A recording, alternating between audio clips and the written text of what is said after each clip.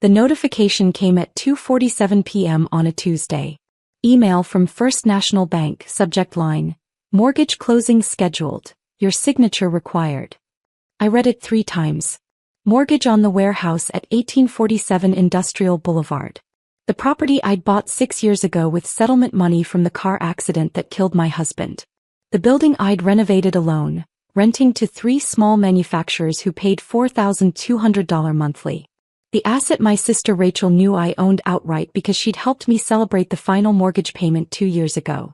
The email listed her as co-borrower. Me as co-borrower. $800,000 refinance at 7.2% interest. I called my attorney Marcus Webb before calling Rachel. Don't contact her, Marcus said immediately. Don't sign anything. Forward me everything. I'm calling the bank's legal department right now. Rachel called me 17 times that afternoon. I didn't answer. Neither did Marcus when she called his office. The closing was scheduled for Thursday at 10 a.m. Marcus requested all loan documents Wednesday morning. The bank complied. They wanted a successful closing after all. $800,000 in loan origination fees and interest. Marcus spread the paperwork across his conference table. Loan application listing Rachel and me as co-owners since 2018. Partnership agreement dated 2018 with both signatures. Quitclaim deed from 2018 transferring 50% ownership to Rachel. Operating agreement Four Sisters Industrial Holdings LLC, with both signatures.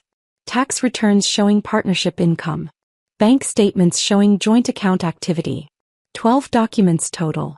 12 signatures supposedly mine. I looked at them carefully. My name spelled correctly. But the capital J in Jennifer had a loop I'd never made. The tail on the lowercase y curved left instead of right. Forgery, Marcus said flatly. The question is whether the bank knows. He called the loan officer Patricia Moreno on speaker. Ms. Moreno, I represent Jennifer Hollis. I need clarification on the ownership structure of the Industrial Boulevard property. Silence. Then, we have documentation showing co-ownership since 2018. Partnership agreement, deed transfer, tax returns, bank statements. Interesting, Marcus interrupted. Because the actual county deed recorded and verified shows sole ownership by Jennifer Hollis as of 2019. No transfers. No partnership. One owner. Longer silence. I'll need to escalate this, Patricia said carefully. Yes, Marcus agreed. To your fraud department. Because my client's signature appears on 12 documents she never signed. That's felony forgery. And your bank is about to disburse $800,000 based on falsified ownership claims. The call ended. Marcus immediately filed a formal complaint with the bank's fraud investigation unit, attaching the verified county deed records. Thursday morning, Rachel showed up at the bank at 9:45 a.m. My mother arrived with her. So did my Aunt Linda and cousin Derek. Family support for the big closing.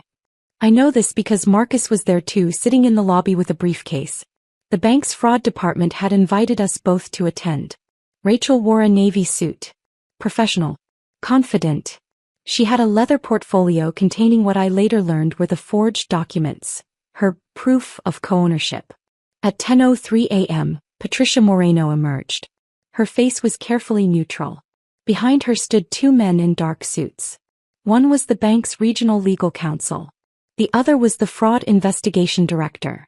Ms. Hollis, Ms. Chin, Patricia said formally using Rachel's married name. We need to discuss some discrepancies in the loan application. Rachel smiled. Everything's in order. I have all the documentation right here.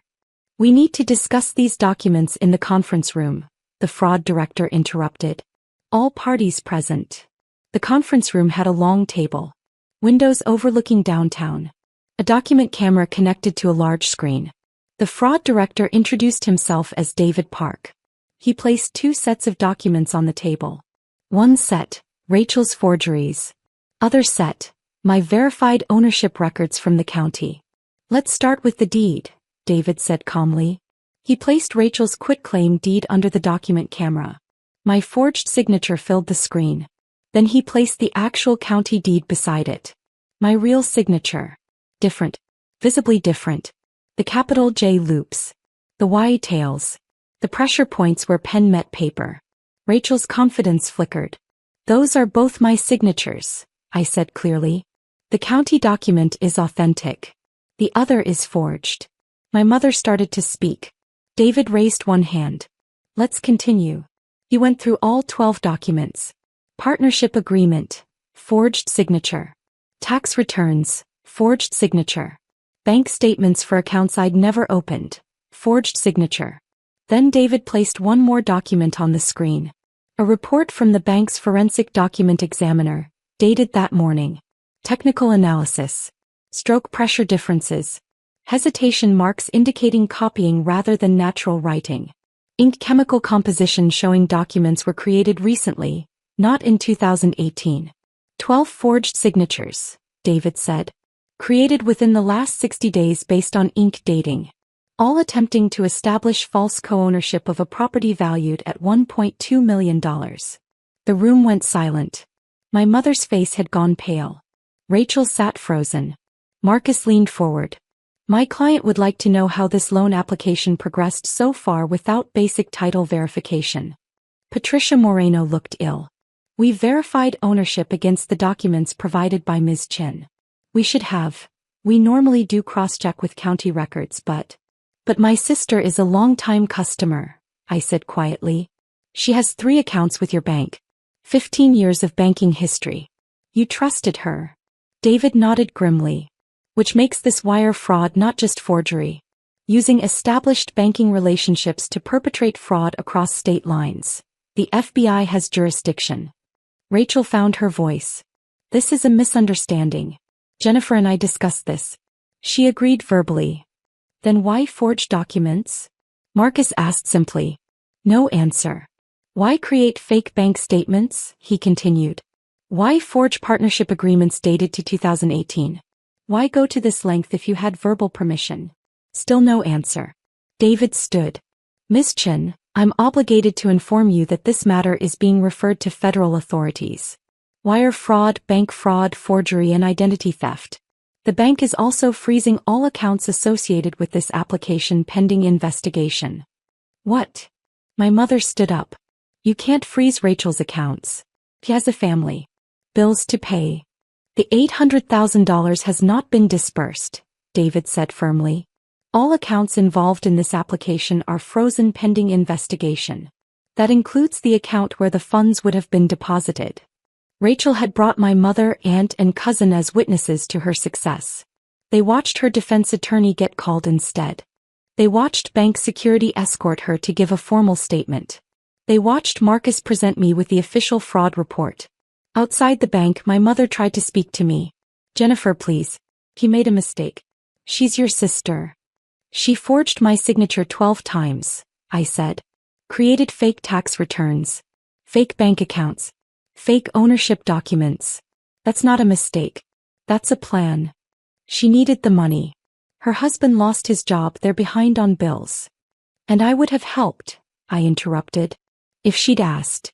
Instead, she tried to steal equity from the building I bought with my dead husband's settlement. The property I renovated alone while grieving. She tried to put a mortgage on it without my knowledge. My Aunt Linda stepped forward. Family forgives. Family doesn't commit federal crimes against family, I said.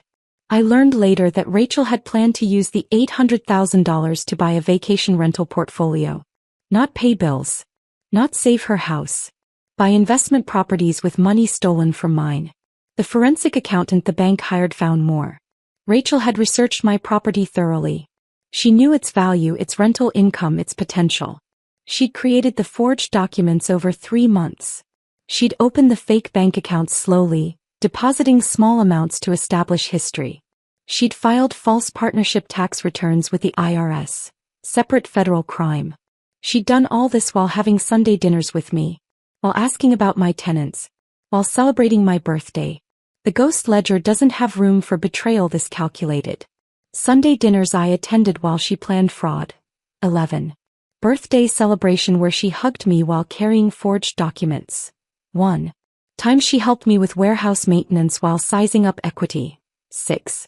Phone calls where she asked about my finances while building her case. 23. Trust one offered my sister after my husband died. Immeasurable now ash. The bank fired Patricia Moreno. Her failure to verify county records against provided documents violated standard procedure. The loan would have closed. $800,000 would have been disbursed. I would have discovered the fraud when the first mortgage payment notice arrived. By then Rachel would have been untouchable. The money spent, the properties purchased, the trail cold. Federal charges filed. Wire fraud, bank fraud, mail fraud. She'd mailed documents to the bank. Aggravated identity theft. Marcus said the aggravated identity theft charge alone carried a mandatory 2-year sentence. No possibility of probation. My mother called daily. I didn't answer. She sent letters. I returned them unopened. She showed up at my warehouse. I told her to leave or I'd call police. She wanted me to drop charges. I explained that federal charges can't be dropped by victims. The government prosecutes. She wanted me to write a letter supporting leniency. I wrote one supporting maximum sentencing instead. The arraignment happened 8 weeks later. Rachel wore the same navy suit. She pleaded not guilty. Her attorney argued no harm occurred. No money was taken, no loss incurred. The prosecutor showed the 12 forged documents. Showed the 3-month planning timeline. Showed the fake accounts and false tax returns. Showed the calculated deception. Bail set at $100,000. Rachel couldn't pay. She stayed in federal detention. My mother mortgaged her house to make bail. I found out from my Aunt Linda, who called to tell me I was heartless. She's facing 5 to 7 years, Linda said. She has 2 kids. They need their mother. She had 2 kids when she committed federal crimes, I said. She thought about them before forging my signature, right? Silence. No. I continued. Then she valued investment properties over her children. That's on her. The trial is scheduled for next spring. Marcus says it's open and shut. The forensic evidence is overwhelming. Rachel's attorney is negotiating a plea deal. For years, restitution, supervised release. My mother stopped calling. The family stopped inviting me to gatherings. I'm the villain in their story. The sister who wouldn't forgive, who pressed charges, who destroyed Rachel's life. But here's what I know. Rachel destroyed her own life the moment she bought forgery pens and practiced my signature. She destroyed it when she created fake bank statements. She destroyed it when she saw $800,000 and thought, that should be mine. I simply revealed what she'd already done. The warehouse is still mine. Sole ownership. No mortgages. 3 tenants paying $4,200 monthly. I'm renovating a 4th unit now. Last week I hired a new tenant. A small manufacturing company owned by a woman who left an abusive marriage. She needed affordable space to rebuild. I gave her the first 3 months free. She cried when she signed the lease. Real signature. Real tears. Real gratitude. That's what ownership means. Not the equity. Not the value. The power to choose who benefits from what you've built. Rachel tried to forge that power. The bank's fraud department proved she couldn't. My signature remains my own. And that's worth more than $800,000.